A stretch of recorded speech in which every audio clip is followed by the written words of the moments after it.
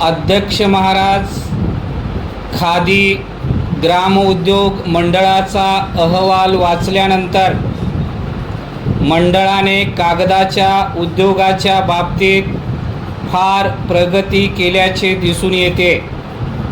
या मंडळाकडून जे कार्य चालते आहे ते विरोधी पक्षाच्या सभासदांना निरुपयोगी वाटते। मंडळाकडून ग्राम उद्योगासाठी ज्या प्रमाणात पैसा खर्च करण्यात येतो त्या प्रमाणात कार्य होत नाही।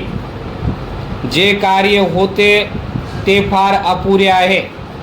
अशा प्रकारचा जो निराशावादी सूर त्यांनी काढला तो त्यांनी काढू नये अशी मी विनंती करतो। वस्तुतः खादी ग्राम उद्योग मंडळाला विविध उद्योगाचे जाळे पसरविण्यासाठी मोठा वाव आहे। आपल्या देशात विशेष करून महाराष्ट्रात कृषी औद्योगिक समाज रचना स्थापन करण्याचे ध्येय आपण डोळ्यासमोर ठेवले आहे। त्याप्रमाणे राज्य सरकार निरनिराळ्या भागात निरनिराळ्या प्रकारचे उद्योग काढण्याच्या बाबतीत प्रयत्नशील आहे। याबद्दल कोणत्याही प्रकारचा वाद नाही, परंतु कृषी औद्योगिक समाज रचनेचे स्वप्न साकार करावयाचे झाल्यास उद्योगांच्या बाबतीत केवळ सरकारी प्रयत्नावर अवलंबून राहून चालणार नाही, तर खादी ग्राम उद्योग मंडळावर अवलंबून राहिले पाहिजे असे मला वाटते। या मंडळातील माणसे केवळ अनुभवी नाहीत, तर ती एका विशिष्ट तालमीत तयार झालेली आहेत। त्यांनी विशिष्ट विचारसरणी डोळ्यासमोर ठेवली असून ती माणसे मंडळाचे आजीव सभासद आहेत। त्यामुळे 10-12 वर्षापूर्वी या मंडळाची जी परिस्थिती होती ती आज राहिलेली नसून तशी राहण्याचे काही कारणही उरलेले नाही। गावागावात आणि घराघरात उद्योग पोचावेत या उद्देशाने व तळमळीने काम करणारी ती माणसे आहेत।